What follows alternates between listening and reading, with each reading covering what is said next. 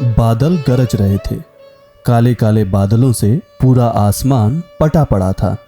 मोर अपनी पंखों को फैलाकर नाचने की तैयारी में खड़े थे। सूरज अपनी दुम दबाए उसके पीछे पीछे चल रहा था। कभी बाहर आता तो कभी छुप जाता। अभी लोग घरों से निकलकर खुशियां मना रहे थे कि बारिश शुरू हो गई। सबके चेहरे पर खुशी का पुरजोर आलम था। और आखिर हो क्यों ना, पिछले काफी दिनों से जो लगातार यहां बरसात की एक बूंद नसीब नहीं हुई थी।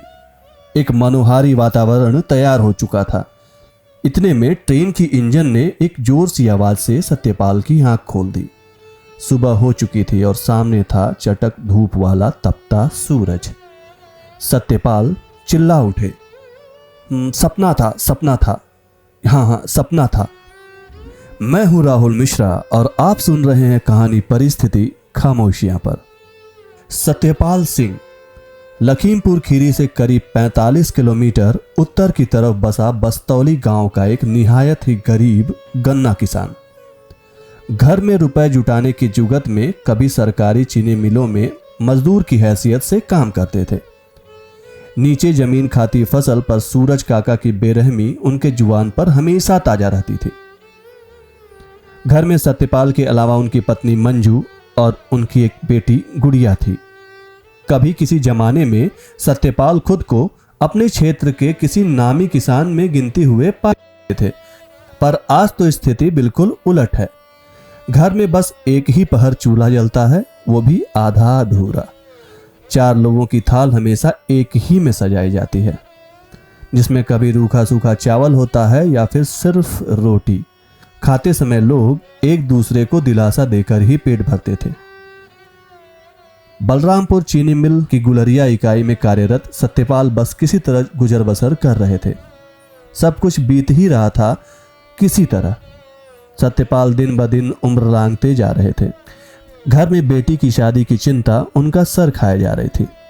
हर पहर अक्सर यही बात चलती रहती, गुड़िया की शादी हो जाए, बस अपना तो पेट किसी तरह काट के बिता लेंगे। मैं हूं राहुल मिश्रा और आप सुन रहे हैं कहानी परिस्थिति खामोशियां पर। मंजू सिंह स्वभाव की काफी गंभीर महिला थी। घर में कुछ भी कमी हो पर वो शिकायत नहीं करती थी, बस काम चला लेती थी।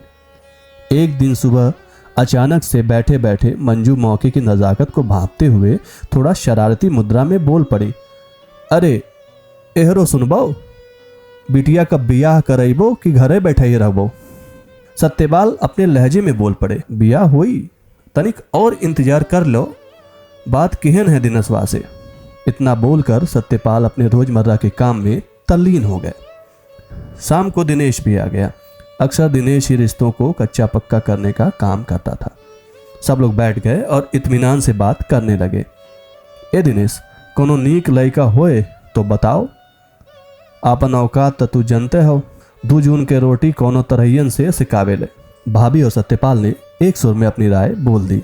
दिनेश ने भी काफी गहरी सांस ली और कुछ 4-5 फोटो झोले के कोने में से खींचकर बाहर निकाल दिए। देखते ही देखते मंजू ने एक पकड़ इशारे से ही सत्यपाल की भी राय भांप ली।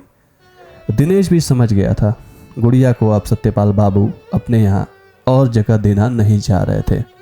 खैर, दिनेश ने सर हिलाया और हाथ जोड़कर आज्ञा मांगते हुए बोला, ठीक है बाबूजी, हम आपकी बात इन तक पहुंचा देंगे और लेन देन आप कर लेना, हम इस पचड़े से दूर ही रहते हैं।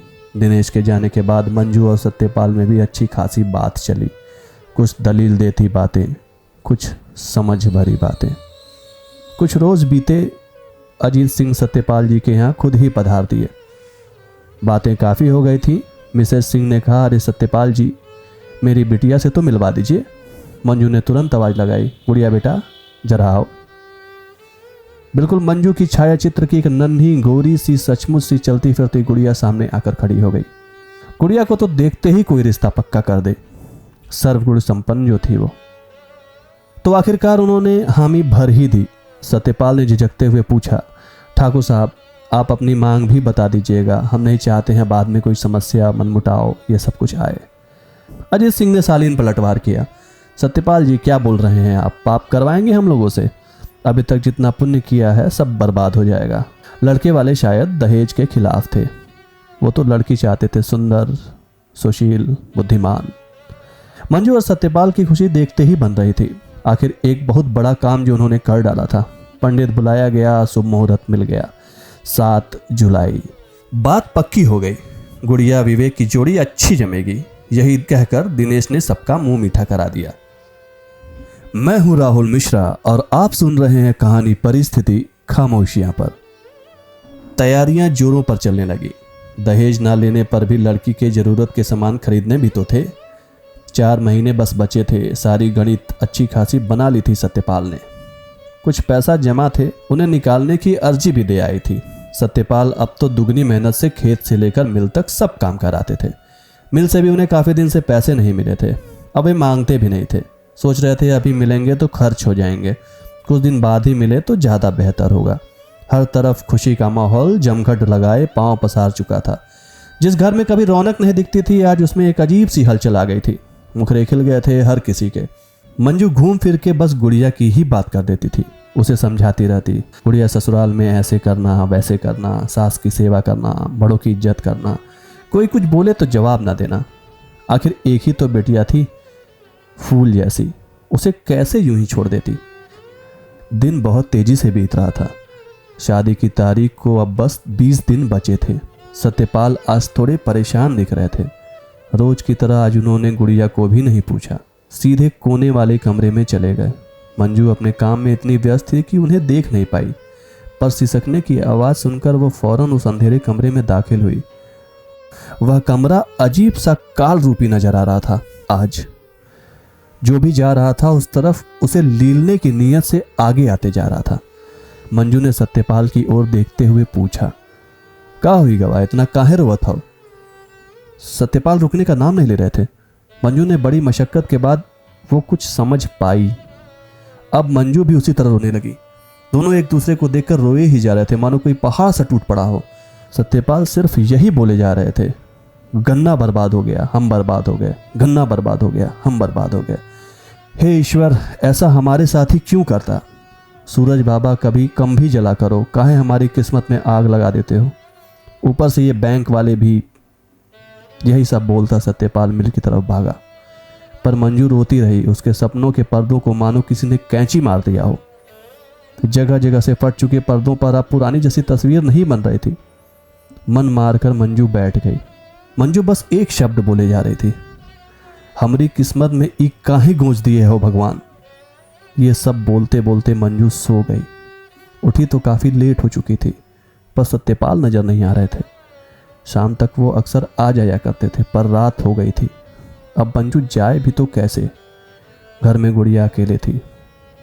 तभी बाहर मची कोलाहल देखकर वो दंग रह गई, या ये कहें कि उसे विश्वास नहीं हुआ कि ऐसा हुआ।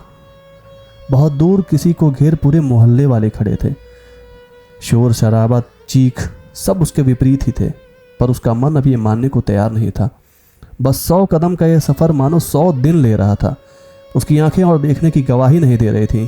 कान सब सुन के अनसुना कर देना चाहते थे, पर परिस्थिति इस बार फिर मंजू की शक्ति जांचने को तैयार खड़ी थी। मैं हूं राहुल मिश्रा और आप सुन रहे हैं कहानी परिस्थिति खामोशियां पर।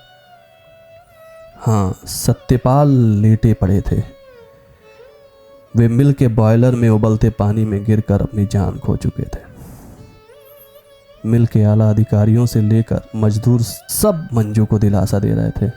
आखिर सत्यपाल ऐसे व्यक्तित्व के आदमी थे कि उनसे कोई नाराज हो ही नहीं सकता था, सिवाय ईश्वर के। भगवान से उनकी कभी बनी ही नहीं। काफ़ी मंजर बदल गए थे। दुखों के बादल तो बस मंजू के आंगन में अपना डेरा डाले कष्टों की बारिश किए जा रहे थे। मंजू बेसुध हो चुकी थी। गुड़िया रोए जा रही थी। सबने मंजू गुड़िया को संभाला। सत्यपाल का दाह संस्कार किया। 20 दिन बाद गुड़िया की शादी हुई। हाँ, बड़ी धूमधाम से हुई। सभी मजदूरों ने अपने 1 महीने का वेतन काटकर सत्यपाल की झोली में दे दिया था। मिल मालिक ने भी काफ़ी मदद की।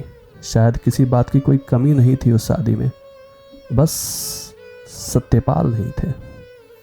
शादी में बैठी गुड़िया ये तय नहीं कर पा रही थी कि किसको धन्यवाद करें। अपने बाबूजी को, जो उसके लिए अमूल्य धरोहर थे, अपने माताजी को, जिन्होंने कभी सुख का स्वाद ही नहीं चखा था, या फिर वहां खड़े उनके बाबूजी के साथियों को, जिनके पास बहुत सारा पैसा तो नहीं था, पर हाँ, दिल था बहुत बड़ा। शायद ईश्वर भी उसमें समा जाए।